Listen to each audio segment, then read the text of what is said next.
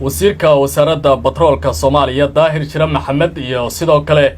agaasimaha hay'adda nabad sugidda iyo sirdoonka qaranka Soomaaliya Cabdullaahi Maxamed Cali Sanbalolshe ayaa muddo dheer dadaal badan ku bixinaya sidii loo soo afmeeri lahaa xasarada siyaasadeed ee ka taagneyd gobolka Hiiraan gaar ahaan magaalada Beledweyne oo in muddo ah dadku ay ka cabanayeen dhibaatooyin la xiriiray amni darro halkaasi ka taagneyd iyo isfahan la'aan xagga maamulka ah. haddaba arrintan markii la fiiriyo dadaalada ay bixiyeen labadaasi mas'uul iyo waliba aragtida siyaasiyiinta kale ay qabaan maxaa lagu macnayn karaa gobolka Hiiraanna suuragal ma tahay in maamulka Hirshabeelle si toos ah loo hoosgeeyo. waxaan ku falanqayn doonaa aragtiyada isdiidan ee gobolka Hiiraan yaalla iyo sidoo kale dadaalada dowladda federaalka ee Soomaaliya ay bixinayso iyo waliba suurtagalnimada xaaladda gobolkaasi ka taagneyd halka ay ku soo dhamaan karaan. waxaa ila jooga Maxamed Cali Xaanshe oo kamid ah siyaasiyiinta gobolka Hiiraan in muddana arrintani si gaar ah ula socday barnaamijka Barrow Show ayuuna caawa qayb ka yahay. Maxamed aad bay farxad noogu tahay barnaamijkan aad caawa qayb ka tahay. ugu horreyn waxaan rabaa inaan ku weydiiyo gobolka Hiiraan muddo la isku haystay siyaasaddiisa waxaana magaalada joogay ciidan fara badan oo kala aragtiyaha u isdiidanaa tallaabada la qaaday Beledweyne markaad fiiriso iyo waliba sida hadda ay wax yihiin xalkii ma la gaaray. bismillaahi raxmaani raxiim. horta aad ayaad u mahadsantihiin Barrow Show iyo tiimkiisa. sida aad sheegtaba xaalad isqabqabsiya ayaa waxa ka taagneeday ilaa muddo hadda lagu qiyaasaya 4 sano iyo wamaasaada. isqabqabsigaas wuxuu keenay in qof walba tiraado qofka kale ii talimaysid. bulshadan oo meel degan oo qof walba tiraado qofka kale ii talimaysid cawaaqib xumaa u dambaysa. maalmo dhaweed waxa dhacay dadaal badan oo juhdi la geliyay oo anigaan laftaydu 2-3 jeer ayaan ku laabtay anigoo si isxilqaan ah u shaqaynayay in aan aragtida meesha ka jirta hal aragti laga dhigo. ilaahay mahadiis rag firfircoon ayaa u kacay arrintaa qabtay isku mabda dadkii keenay kuna dhameeyay xaalad maslaxo aan ku dhamayn xaalad xabadeed. aad iyo aad ayaan ugu faraxsanahay in gobolkaas uu hal waji yeesho. midda kaleeto Hirshabeelle waxba lama hoosgeeyo balse ayadaa loo dhameeyay. waxaan rabaa inaan ku weydiiyo gobolkaasi mashaakil siyaasi ah ka taagan midda loogayaa waxay tahay siyaasiyiinta gobolkaas ka soo jeeda inay kala aragti yihiin. tusaale kale aan ka soo qaado Cabdullaahi Maxamed Cali Sanbalolshe iyo Daahir Shire Maxamed dowladda hadda jirtay la aragti yihiin.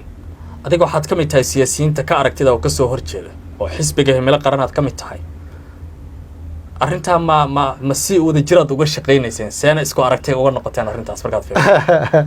horta Daahirow mucaaradka iyo muxaafadku maray isku dan yihiin.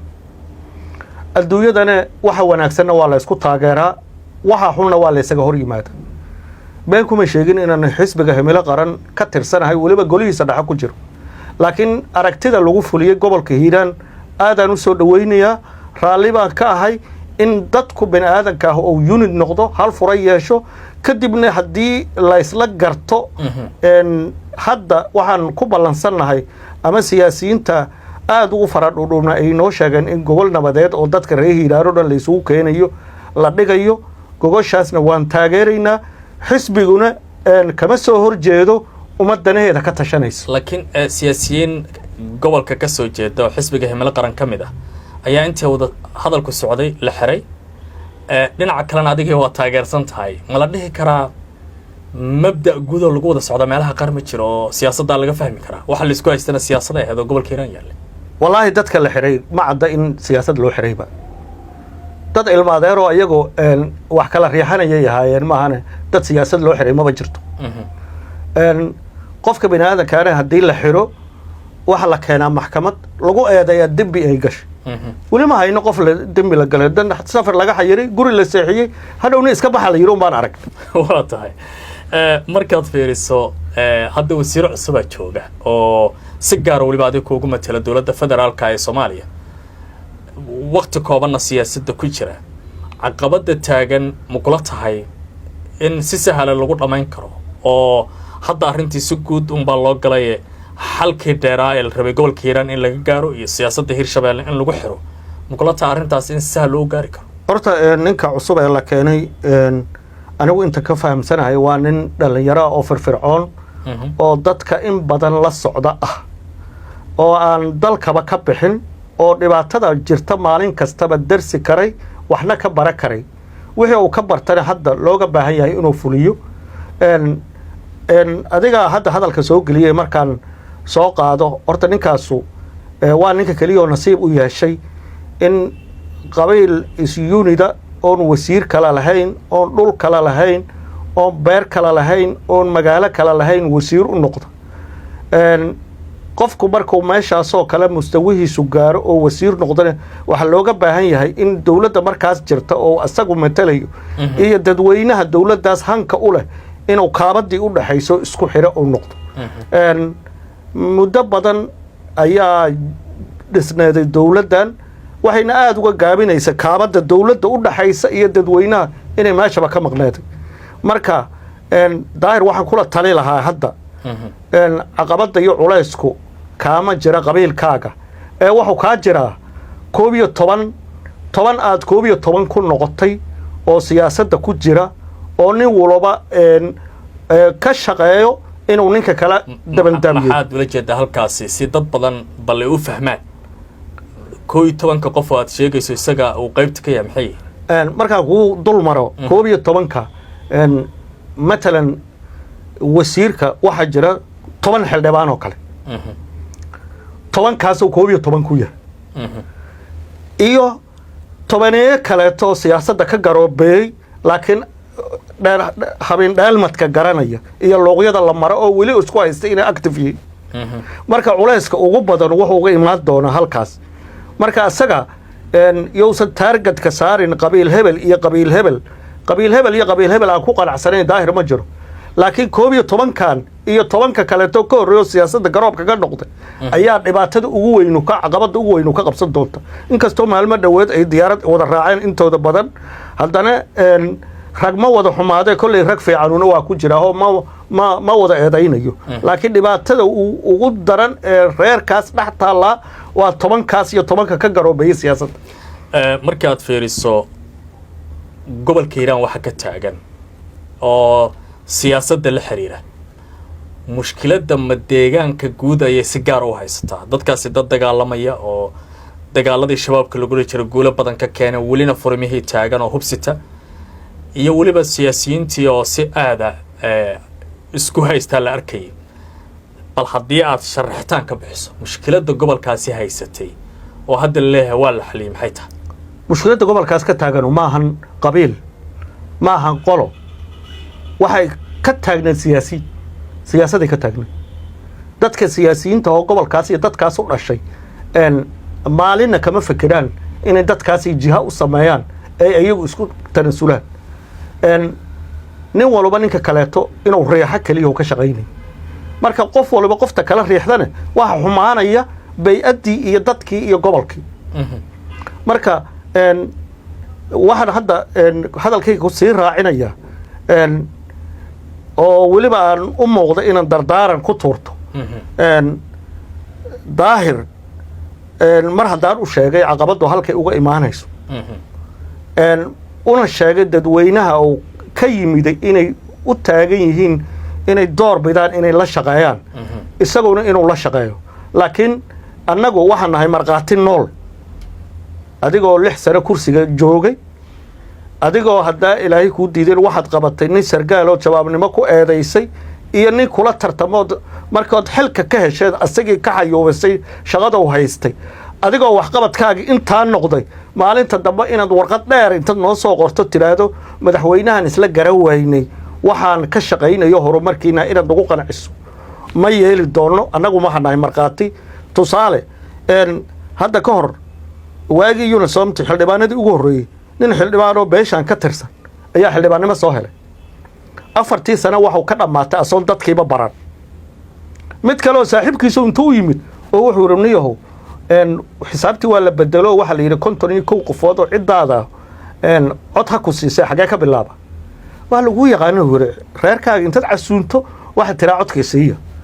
reerkiisii uu casuumay wuxuu yidhi isma naqaanne haddaan isbaranayna uu yidhi 4 sanana waa dhammaatay ayagu waxay yidhaheen annagu waa ku naqin haddaadan adugu kuna aqoon annagu nin kastoo meesha yimaado oo ka taga waa naqan aad baad soo jeedinaysaa soomaalidana waxaa la rabaa ku daawanaysa wax badan inay kala ogaadaan maxamed xashaadi siyaasiyaa tahay markaad fiiriso shacabka gobolkaasi hiiraan mushkiladii intay taagnayd waa un la sheegay maxaa adiga ku darsato oo dadaal aad bixisay barow horta qofka bini aadankaahu halka dhibaatadu taal hadday asay qusaynaysa habeen iyo maalinba wuxuu ku qasbayaa inuu ka shaqeeyo anigoo heli kara inaan duurkayga isaga maqnaado aan inta ka soo boqoloon halkaa tigid ka soo goostay aan 2 ka 3 jeer ku noqday hiiraan dawlad kama socon qabiil kama socon laakiin waxaan ka socday in aan ahay dadka dhibaatadu haysa jiir ka mida inaan ahay bal waxaan ku faani karaa oo marqaati badan aan helaya xaaladan hadda la dhameeyay in qaybta iiga aadanadii qayb ka badan baa ka qaatay dad badan oo ku aadaya waxay yiraahdaan maxamed cali xaashi wuxuu raadinayaa kursigan hiiraan yaalla iyo siyaasadda inuu saameyn ku yeesho iyadoo haddana markii siyaasadda laga hadlayo arkayaan cabdullaahi sanbalolshe oo nabad sugidii jooga xildhibaankeena ahaa yuusuf axmed hagar dabageed oo madaxweyne ku-xigeenkii hirshabeelle ah maxamed cali xaashi oo xisbi siyaasadeed ku jiro siyaasaddii dhex ordaaya misku aragtaan niman dacalkiis hayo iska lusha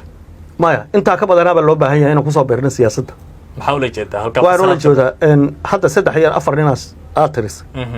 qabiil dhowr malyan qofood ah ina 5 iyo 6 iyo 7 iyo 8 iyo siyaasadda ku soo beeraa siyaasaddaaba ku dhisan kuna dhisnaanaysa kuna fiicnaanaysa aniga markuu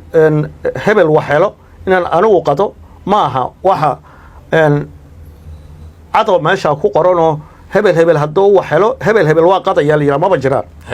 nin walba aragtidiisa iyo kartidiisa la rabaa inuu miiska saarto oo wax ku soo dhacsado 2 ilmo adeertayo hadday wax helaan aniga hadda